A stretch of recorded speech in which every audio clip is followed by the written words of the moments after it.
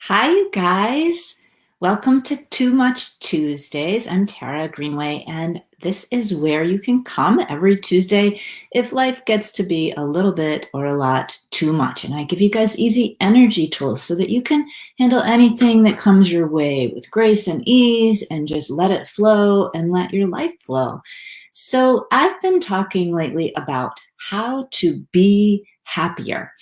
And I've noticed something really interesting. We've had some really good, discussions on here so far about why it's important to be happy, to have that energy of joy and lightness, and how you can do that. And I've been doing pretty well, you guys, with happiness. But what I notice, it's really interesting, is that, I get up and I'm like, yes, I'm going to think about what I'm grateful for first. And then I'm going to, make sure I have like my tea and my little breakfast. And then I'm going to spend a little bit of time meditating and everything is good. And then what happens? My family wakes up and comes downstairs.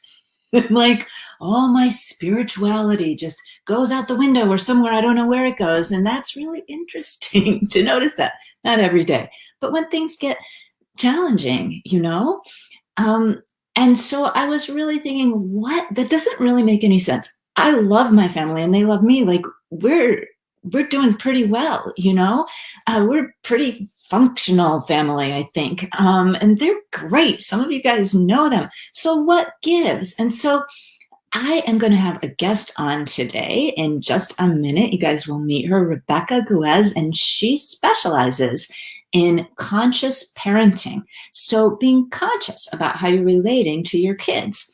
And I love her stuff and I follow her and all kinds of, I'm a member of her community and everything. And I asked her if she felt that these principles that she applies to parenting children, usually pretty young children, because she's the mom of 3 kids, so she knows what she's talking about. And I asked her if those principles could be kind of transposed over into all family relationships. And she said, yes. So I can hardly wait to hear. I've got a lot of questions for Rebecca. I can hardly wait to hear what she has to say. And you guys can ask questions too. Okay. So, put them in the little comment box and we will get to them. So let me welcome Rebecca on now. Hi. Hello. How are you? Good. How are you? It's so wonderful to be here. Thank you for having me. Gosh, thank you so much for being here. We've been talking about it for a few weeks, and I'm really excited because I just really value your stuff. So, like I said, mom of 3, and I feel like you have a lot of consciousness of your own stuff, and you kind of like apply this. It's called conscious parenting, right? I really like it a lot. I think parenting, I always say, is the hardest job we've ever loved because it's challenging, right? And Absolutely. again, these principles can be transposed into all our relationships with our spouse or with our parent. Like we might not have a child, but we're somebody's child, right? And a lot of us are dealing with older parents and then there's siblings. There's family, So can I dive right in and ask you a question? Go ahead. That's what I'm here for. Here we go. All right. So I think my main question is what do we do with our own emotions, like really strong emotions that I guess could be considered negative, like anger, um, impatience, exhaustion. Exhaustion is a big one with me. Like when I'm feeling great, it's easy to parent, Right. When I'm feeling wonderful and my spouse feels okay, we have a beautiful relationship. But if one or especially both of us are exhausted, or if one of my kids says something or keeps doing something over and over that really makes me angry and I try to like push it down, like what do we do with our emotions like anger, impatience, exhaustion in our family relationships? It's such a great and important question. The first thing I want to start with saying is that I really believe that we have to start to look at emotions from a different perspective, right? That there aren't good or bad emotions, there aren't negative or positive emotions. Yeah, some emotions maybe feel more comfortable, some emotions feel less comfortable. But at the end of the day, emotions are simply signals for us, right? If we're feeling an uncomfortable emotion, it's a signal to us that something that there's something to work on there. There's something to grow in there. And That I think it's, our attention, right? sorry, what did you say? That something needs our attention. Something needs our attention. Yeah, it's a signal for us.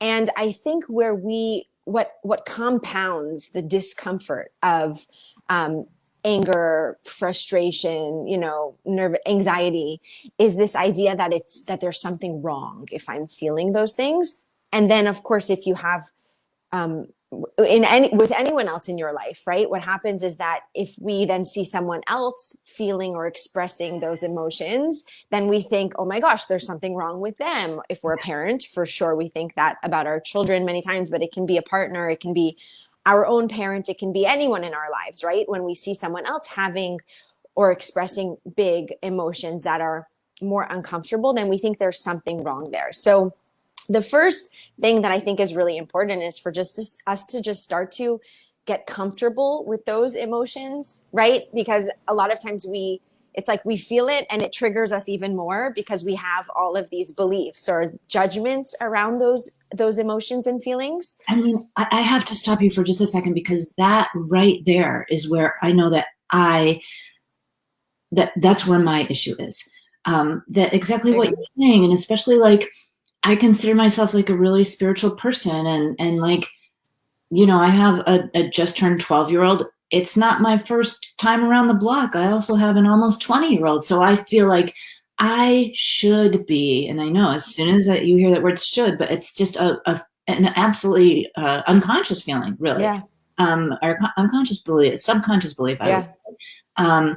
That I shouldn't feel impatient right now. I definitely shouldn't feel angry right now. And you're saying, and also, yeah, like you just said, if I hear, that anger, especially if my kid, who I do so much for, right, gets angry at me for telling her something like, you need to do your homework, like it does. It's just like, oh, why are you angry? I'm angry at you for being angry at me. And the whole thing is just, it spins out of control.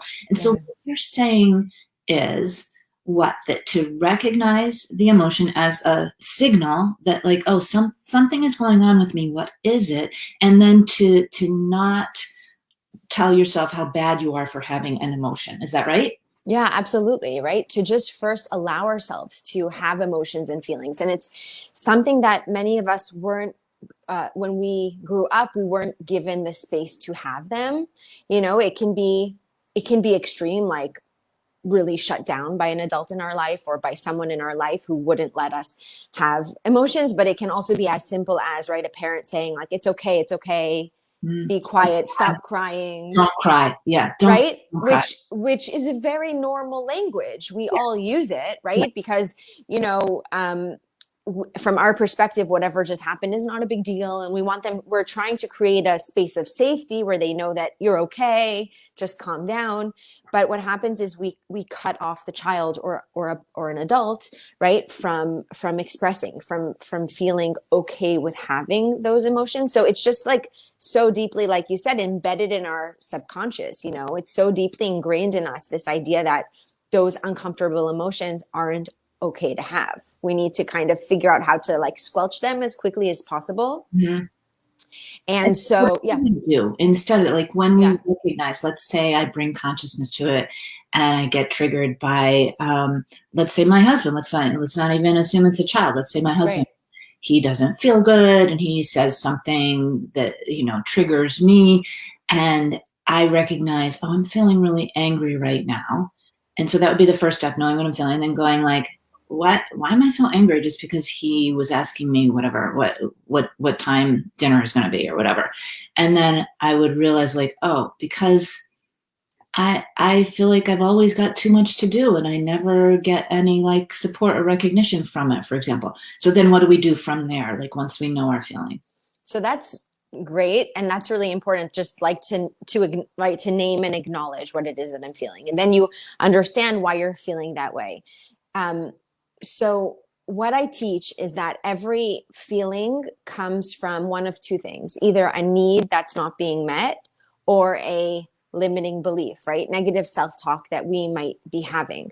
And so once you figure out for yourself, or for, by the way, if you're working, if you have a child, or if you are trying to help your partner or anyone around you go through, or you see them having these big emotions, to help to also try to understand what need perhaps is not being met of theirs, What need they right? have? Yeah, What yes. they, what What is need they the have. need? Could it be something as simple as they're hungry or they're tired? Yeah, basic human needs like hunger, exhaustion, being tired, thirsty. It can also, needs are also the need. Everyone needs to feel accepted. Mm, Everyone has a need to feel appreciated. Everyone has a need to feel loved. Everyone has a need for play, for having fun, for independence, for autonomy. And so, and it can go on and on. The list goes on, yeah. right? But this, we all have needs, and when our needs aren't met, then we will have big feelings, we will have big emotions, and then that comes out as behavior, right? So not just with children, with adults too. And what I like to say is that any behavior is our child's or our own best attempt at getting our needs met, Mm-hmm. right? So somebody will act out, and if instead of just getting upset at them for speaking disrespectfully or for not doing what they're supposed to try to figure out, or also, or create the space to facilitate them figuring out what need isn't being met right now, right? Why are what is this big feeling you're feeling, and where is it coming from? Mm-hmm. And if it's not a need, then it's can also be a limiting belief, right? Like if I have this belief, and I mean, you could teach me more about that, but if I have a belief that I'm not loved or I'm not accepted, if something happens and that gets triggered, right? Oh, that person just proved to me that I'm not loved. I'm Yes. going to feel a lot of really big emotions, and our children Yeah. will too. And then my behavior will be reflective of that. And people do, they find, I like how you just said that, they find proof of things. So they have these kind of, underwriting themes of their life, right? Their beliefs. Yeah.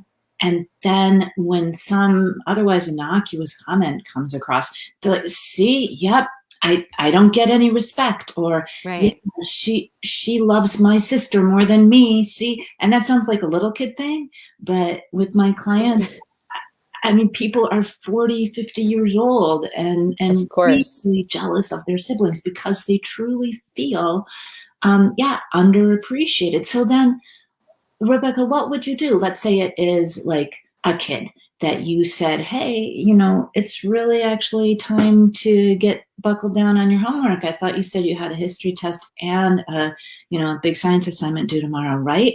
And the kid like speaks disrespectfully and angrily, then do you go like, wow, it sounds like you're really angry right now, or wow, do you feel overwhelmed with all of this stuff, or what do you say? Yeah, absolutely. You want to come in question mode, right?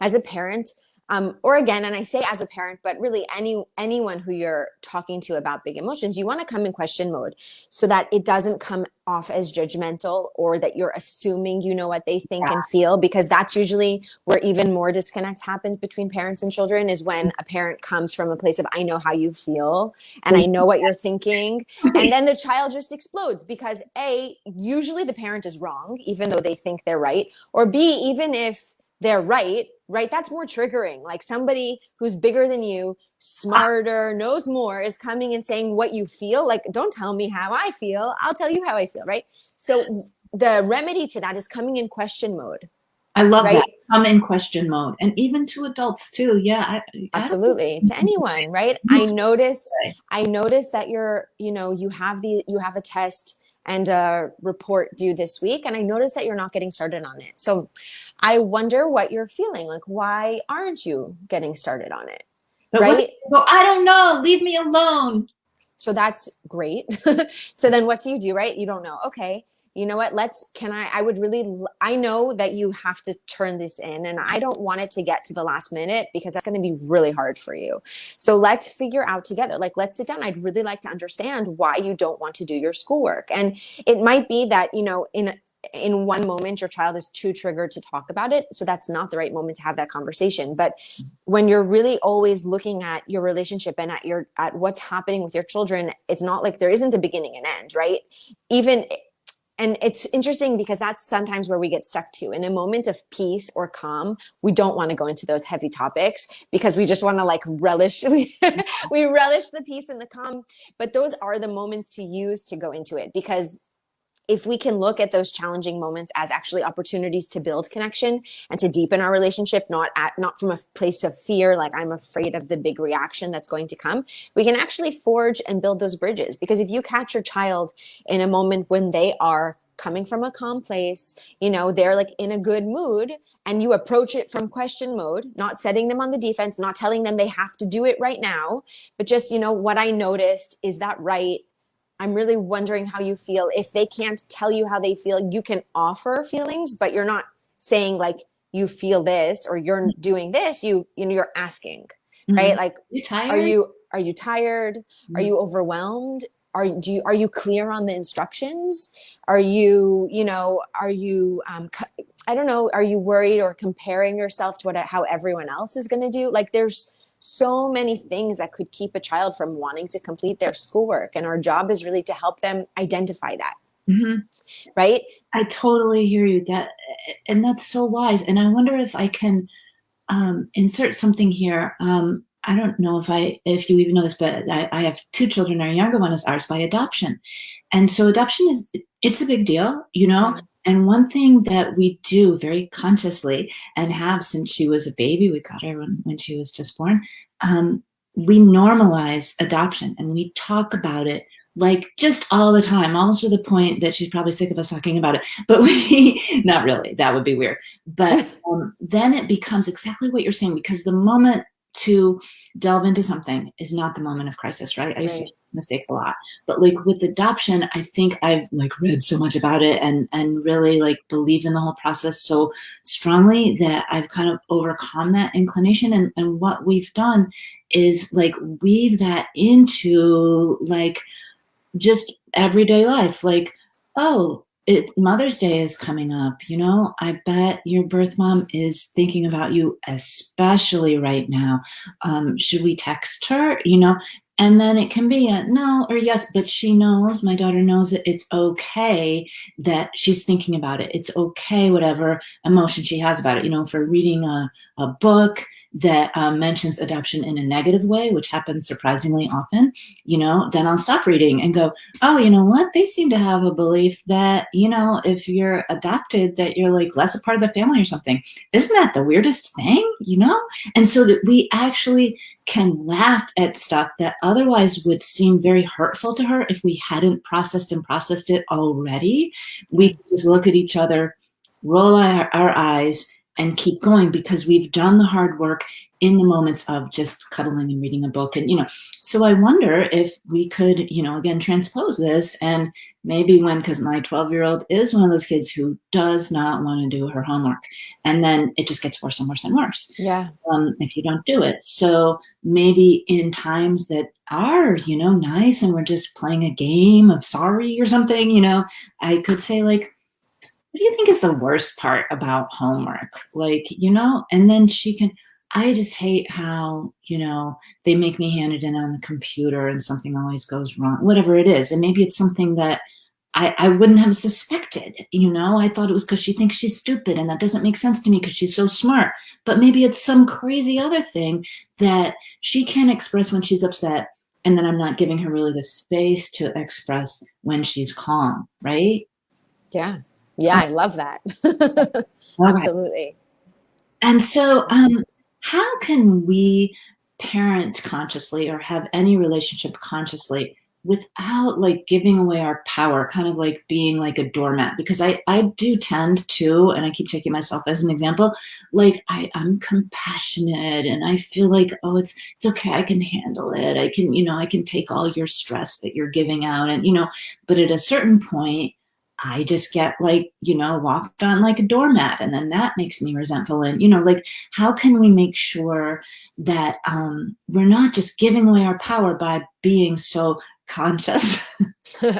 So that's a really important question, right? Because I think a lot of people mistake conscious and respectful parenting for just letting our children say and do whatever they want. And that's not what this is, right? Conscious parenting is about giving space to your children to be humans, to make mistakes, to giving them respect, to have their feelings, right? Giving them, really being careful of the words that you use, but that doesn't mean that there aren't clear boundaries and clear values in your home. And that comes from the parent, right? The parent is still the one who's in charge. The parent is still the leader of the family. We're not, Yes. children are not ready to be leaders of a family. Children usually, I say usually, but really I believe that all children need structure and clear healthy boundaries that are implemented repetitively.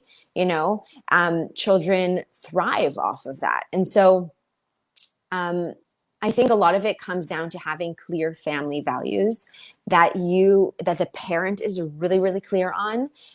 For instance, if respect or cooperation or spirituality or what else can be, like to be scholarly, it can be all integrity. Mhm. Those are all just, and there are so many different values, right? But to be really clear on what your family values are, which means what is important to us in this home, and always coming back to those family values. And that is also how I teach parents to create boundaries. At the heart of a boundary is a value, because a boundary needs to make sense, right? And we can show children values through so many different ways, through so many different mediums, like through books. You notice a character on a television show acting within a value, or maybe acting not within the value, and you point it out and you talk about it, right? When your child is speaking really disrespectfully, you make it really clear that we don't talk to each other like that in this home, right? Mhm. Because it's really important to our family that we're respecting each other. Now, the thing is that we have to be ready and willing to always be demonstrating those values as well. I don't believe we can expect our children to be respectful to us if we're not respectful to them. And I'm not saying that you're not. I'm Yeah. just throwing it out, like if we want our child to act in a certain way, then we have to really be ready to act in that way in all different ways, right? So if we want our child to speak respectfully to us, we need to speak respectfully to them as well. Now that can still, we can still have a situation where your child, let's say, is like, I'm not turning off the TV. I'm not doing my homework. Like, I don't care what you have to say. I think as a parent, we have to be in that moment, super careful to not take it personally, because usually when we take it personally, and then we lose ourselves, and it's really hard to, we cross the line of being strong and clear into yelling and threatening and getting really and taking out whatever's being, whatever's triggering us. Mhm. So it's okay to say, what, like, the TV's going off. You can turn it off yourself, or I can turn it off, but it's going off, right? Like, that's You're happening right saying now. take the same actions as somebody who has a more uh, I'm not sure the word, like commanding parenting approach. Like you still have the boundary, you still turn off the TV when it's time to do homework or whatever, but you don't yell and scream about it. You just go, oh, this is the rule, Yeah. and so it's going off. Yeah, you just do it, right? And now here's the other thing that I think is really helpful and important to know about boundaries is that it's not fair to a child to just impose it in the moment, right?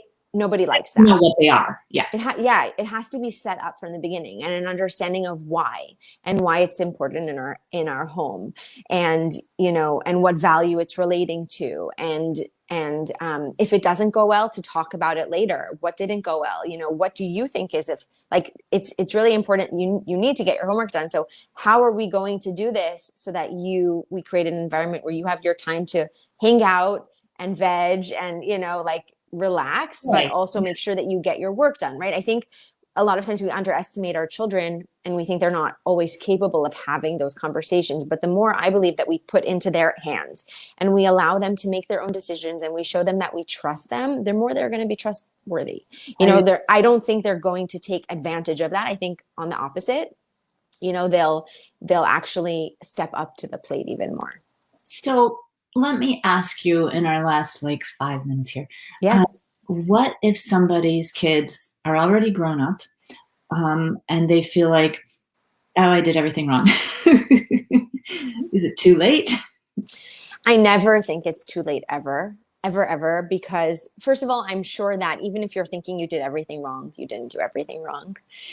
Maybe in retrospect, there's hindsight is 2020, right? Like there's always things that we know we could do better, and we just learn as we go. And I think that that's just important in all aspects of life for all of us to know and be okay with, you know. And I don't think it's ever too late. I think children, even grown children, are always looking for love and acceptance and compassion and empathy from their parents.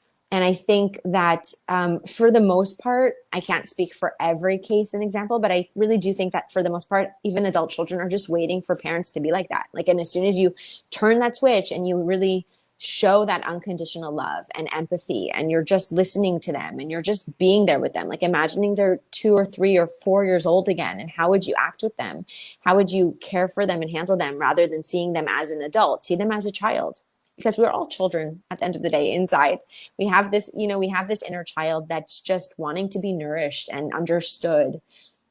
And I think that most children are kind of like going to be so responsive to any parent who just decides to change the way that they're interacting with their children. Every child wants a relationship with their parent. I mean, I know so many people, both friends and clients, who it tends to happen when the grown child has children, and suddenly, instead of being a parent, that person who was always so strict and seemed kind of mean and like snapped all the time, suddenly, instead of being the parent, they're grandma or grandpa. And the grown child goes, wow, she's just totally changed. It Huh. is never too late to change. And what it is exactly what you just said. Suddenly that person is looking for one thing, the onus is off of them, the stress is off because they're not the parent, they're the grandparent. But it gives them the ability to look at this child, the grandchild, with just what you said, unconditional love, instead of like, you have to do this, Yeah. love, love, love, love, love. And then they start to look at their grown kid that way too. And then suddenly everything is okay. It wasn't okay for 36 years. And then suddenly it's It more is. okay. And it isn't too late. And I feel, and I'm curious to know your opinion, that, a lot of people my age have parents who are they're getting pretty old, and they're needing more care, and they get upset more easily, and they get sick. And I feel like these principles that we're talking about, of just like naming the feeling that we're having, naming the feeling that they're having, um, giving ourselves a chance to figure out what need we have, what need they have, unconditional love instead of judgment. I feel like those things could work in our relationships with our older parents as well as with our kids. What do you think? Yeah, definitely. These principles I find work in every relationship in my life. It's not just, it's at work, it's with my children, it's with my partner, it's with my own parents. And yeah, I absolutely agree. And it really changes the dynamic of your relationships, because when you come from a place of trying to understand why someone's feeling something, not, like, I can't believe they're feeling that way and expressing it that way, but rather, why are they feeling that? And most importantly, why am I feeling that? Mhm. And there's just one thing I want to add, Tara, is that, we want to be constantly looking to figure out how to get our needs met. Because if we get to a moment where our need is so unmet that we are feeling something so deeply that we become explosive, right? Or Yeah. then it's a lot harder to fill ourselves up. But it's about finding ways every day to fill up our needs. And that is self-care. It doesn't have to look like going to the spa or making it to the gym for an hour a day, right? Because some of those things are completely unattainable for most of us. But how can I just create some self-care for myself? And as an example, if I'm hungry, it's really hard for me. I lose a lot of patience with my kids. So I know before I go to pick up, I have to make sure I'm not hungry. Just simply like even if it's taking a little snack on the way out the door. If I'm not starving when I pick up my kids, or have to use the bathroom is another one for parents with young children. You like can never get to the bathroom. But if you're like, if you have to use the bathroom and your child is tugging on your shirt, you're going to explode because you have this unmet physical need, right? So if you have a need for independence or a need for love, right? Figure out how to get your needs met on a consistent basis so that we're not operating from like a deficit. And then it's impossible for any human to be able to handle everything in their highest capacity if they're living with needs that aren't met, or also, limiting beliefs. Amen to Just that. wanted to name that. Yeah. Take like 15 minutes in the morning and maybe 5 minutes throughout the day to check in with ourselves and go, what do I need? And I know as a mom, especially, man, a lot of times I don't do that. Yeah. I will. I mean, my husband would tell you, like he used to, if I would start to lose it, he would like shove a piece of food in my face. You need to eat something. That's Until really I funny. caught on to that. It's not because I'm hungry, but yeah, I will have that cookie. And a lot of times it was that until I finally learned as Right. in my 30s, I happen to be a person who needs to have snacks every couple of hours. It's not an impossible need to meet. No. Yeah. We have to know about our emotional needs as well and figure out how to meet them. And if they're not getting met, figure out how, well, maybe I will text a friend for 5 minutes right now. Maybe I could use social media in like a positive way by feeling connected or feeling inspired, Yeah, So absolutely. to go, I enjoy your stuff so much. Like I said, I'm a member of, as you know, your navigatingparenting.com community, and I love your stuff on social media because it's so much fun. Like you take a song and put it on Instagram, but make it somehow about parenting.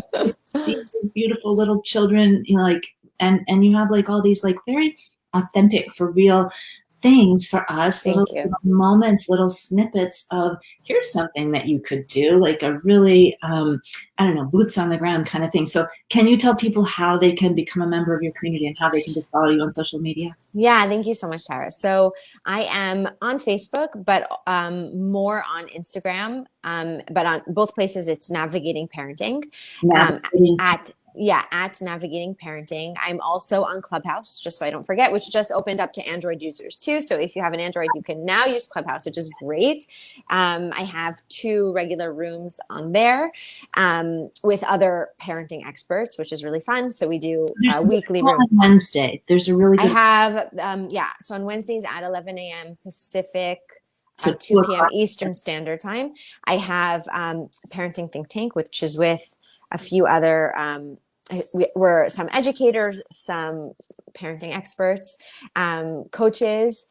And then on Thursdays at 12 p.m. Eastern Standard Time, I have another room called the Motherhood Room, which is me and 3 other female parenting coaches. So we all do the same thing, and they are talking about different topics.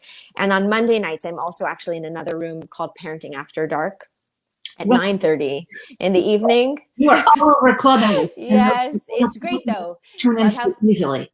Yeah, you just tune in whenever you want. You don't have to stay from beginning to end. You can ask questions, just listen. So that's really cool. On Instagram, like you said, I'm sharing content pretty much daily with tidbits and tools that you can use and apply into your parenting. And then I also have I do private coaching. So I coach one-on-one, I coach couples. I coach some friends decide to like get together, and I do private coaching sessions for a group of friends, which is really nice. Oh, I didn't know about the group of friends thing. Yeah. Who wants to work with you one-on-one? So you can message me here on Facebook. You can message me through Instagram. You can go to my website, navigatingparenting.com, and message me through there. I also have, in addition to the coaching, I also have a membership site. And that's what you were talking about, Tara. And basically, my idea was, how can I make conscious parenting affordable and accessible to parents, so that you make it easy and simple and really accessible. So it's very inexpensive. It's $9.99, like $10 a month, or I think just under $100 if you take the year. So you get 2 months for free. And I post weekly classes, which are recorded live, but also recorded and get uploaded to the site. So you can watch them whenever works is the right timing for you. And they're And I only half an hour long, right? Very even less. I try to keep it closer to 20 minutes, okay. usually between 20 and 30. But really, my question I always ask myself is, how can I give really valuable content in a quick bite-sized way so that you're walking away with step by step, what do I do when my child is having a meltdown? How do I repair when I get angry? You know, how do I create a healthy boundary and implement and keep it? So every week a new class is updated, and then I also have a monthly Q&A so that if you have membership, you can send me questions, and I spend again 20 to 30 minutes once a month answering, you know, your personal questions that you have. I love that. And I just want to, we have to go, unfortunately, but Yeah. I want to just touch on one thing you just said, which was about repairing after you do lose it, because you inevitably do. And I just want to say really quickly that one thing I've noticed about kids is that they're great forgivers. Like I believe in apologizing to my kids if I have done something wrong. Yeah. I haven't, not for just setting a boundary, but if I lost my temper. And I find with both my kids, who are very different people, but with both of them, if I go to them and say, even when they're still super upset with me, if I go to them and say, you know what, I didn't mean to yell at you and I'm really sorry. They always say it's okay. They want that. Kids, no matter if they're 3 years old or 30 years old, they want that connection with mom, with dad.